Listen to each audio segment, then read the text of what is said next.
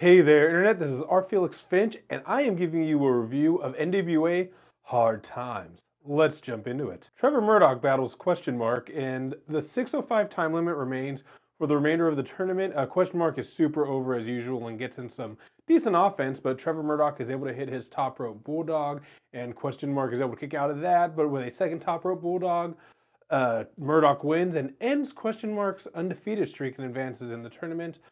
I give this a star and a half. I added a half star because the crowd was super into it, but it was a short match, and I'm wondering where they go with Question Mark now. Next up, we have Ziggy Dice versus Dan Maff, and Dan Maff is on loan from ROH. We have big, beefy boys, and Maff is the beefiest of boys here. Hard hitting from the go. I love Ziggy's personality, and it really shines, and he probably wears his knee pads lower than anyone I've ever seen. I'm surprised by the speed of this match. There's a badass half and half suplex by Maff, who also counters a top rope move from Dice with a spear and a cannonball, but it's the senton that seals the deal and finishes the job for the Maff win. I gave this 3 stars. There was not a boring moment in the match. They wisely utilized their time, and it was a great showing. Our next opening round match is Ricky Starks taking on Matt Cross, and these are two incredible athletes facing off. Matt Cross is showing off his core strength with a flagpole elbow drop. Ricky's on the defense, but he's able to counter Cross. Cross definitely has the speed and agility advantage, and he's able to get in his offense, and he's very smooth in his execution. Starks is able to dodge a top rope move and hit his double underhook face buster, the stroke, and I gave this also 3 stars. Very high action, fast paced match. A lot of fun. Tim Storm gets a bye in the tournament because Ken Anderson is out with injury.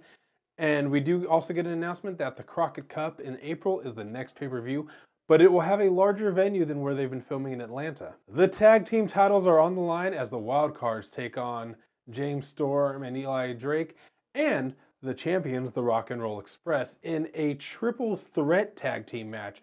So this is really cool. 3 men in the ring at all times. Camille is in the corner of the wild cards. The action is very fast-paced, incredibly fast-paced, especially considering the Rock and Roll Express are in this match. And there's finally a break in the action when Robert Gibson gets knocked to the outside, and that's the only time it really goes 2-on-2 between Storm and Latimer's teams. Stu Bennett is fantastic on commentary, and when Gibson's finally able to get back in the ring, he's still worked over, and he can't get to his corner. The crowd is hot for all of the action, all of the participants. Morton is finally tagged in, hits his Canadian Destroyer. Robert Gibson's able to keep Camille from getting in the ring to stop anything, but Eli Drake is able to hit the gravy train on Ricky Morton for the win. And new tag team champions. I gave this 4.5 stars. It was a hell of a tag team match with great pace, and managed not to fall into the normal triple threat trap of everybody just overselling on the outside for prolonged periods of time off of every single bump, and I appreciated that. We have a solid post-match promo from Eli Drake, who's just money on the mic. I've loved this guy ever since he was Sean Ricker back in FSW. Just beautiful. He's a master. Next, we have Thunder Rosa and Alison Kay battling for the NWA World Women's Championship. Alison Kay tries to get advantage by immediately jumping on the opportunity and attacking Thunder Rosa. Commentary mentions that both are involved in MMA. The crowd is solidly kind of half and half for either woman. There is very solid camera work on Thunder Rosa's dropkick through the ropes, 2K on the outside. And I'm noticing just now that Thunder Rosa has her full face paint on, so she's going full battle mode for this pay-per-view. She starts to work the arm of Alison Kay. There's a great roll-through face lock into a guillotine from Kay, but Rosa's able to get to the ropes. Rosa continues to work the arm, and both go into kind of an MMA style of offense and transitions.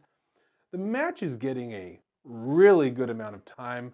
There's a bit of a less than smooth move by Alison Kay, catching a codebreaker from Rosa. Kay also manages to kick out of a code red, but Rosa kicks out of a pile driver. Nice, really snuggling pile driver too. After she reverses an octopus stretch. Thunder Rosa hits a really high missile drop kick, but is unable to capitalize. She does kick out of Kay's AK-47 though as well.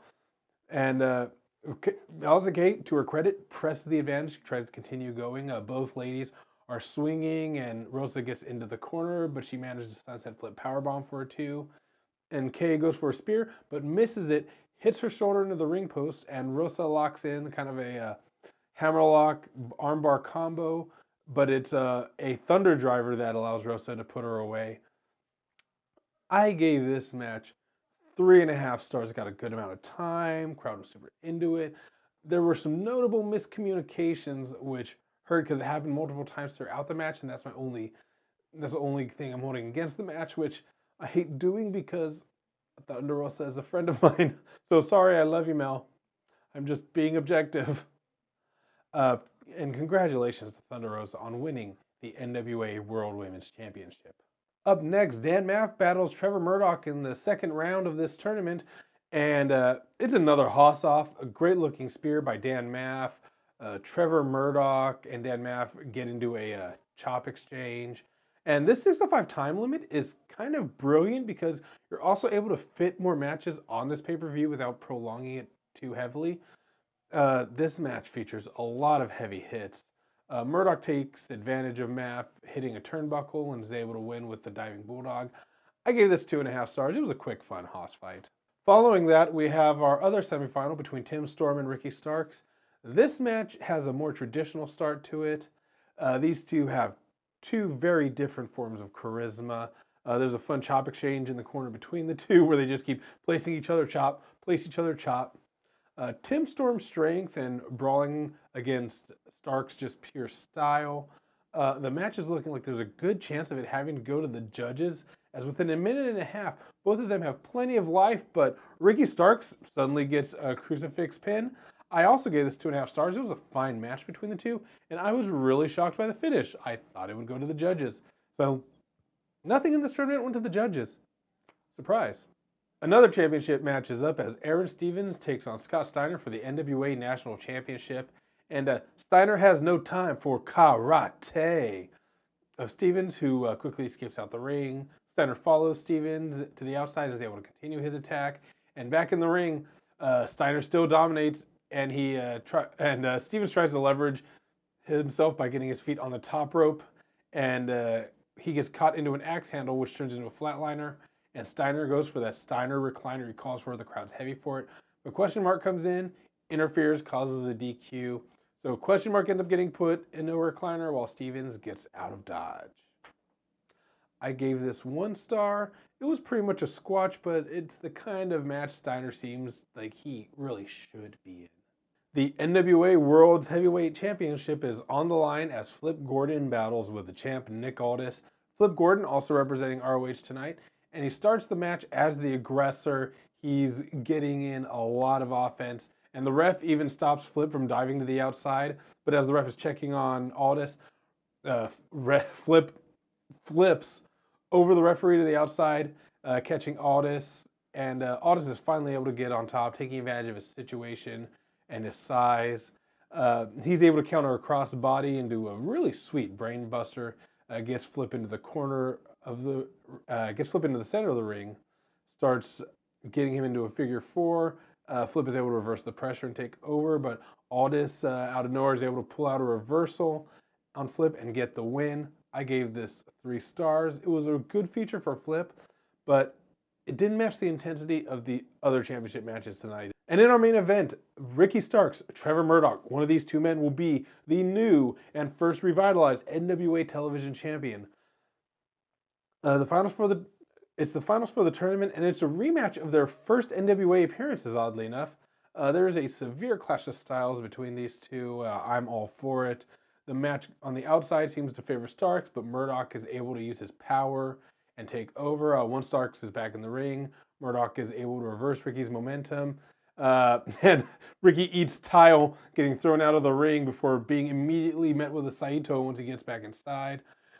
With Ricky in the corner, Ricky pulls off a powerbomb on Murdoch. It looks great from the corner, and yeah, it was really cool. He's unable to put away Murdoch with that or a spear, but Starks is able to finally his stroke, and 3.5 stars. Congratulations, Ricky. It was a great moment, and it's fitting to have a new generation champion, even if it cuts away to Ricky going to the back without an in-ring celebration. Come on, you just won, man. Celebrate. Enjoy. Overall, I give this pay-per-view a solid B. When you have a lot of matches, you run the risk of not all of them landing, and I think that happened definitely tonight. I was happy to see the women's title match featured on this show, and I'm very happy for Thunder Rosa as well as Ricky Starks, who both, they both got their teeth and really get their grind on in Texas these days. And my match of the night was definitely the tag match. And I respect Ricky Morton especially for taking the pin, putting over the newer blood. But you know what, guys? Let me know what you think in the comment section below. Do you like this video? Give it a thumbs up. Please subscribe to my channel. Buy my t-shirts at friscoflame.com and support me further at patreon.com/friscoflame. Peace out, party peoples. I will see you tomorrow for Worlds Collide.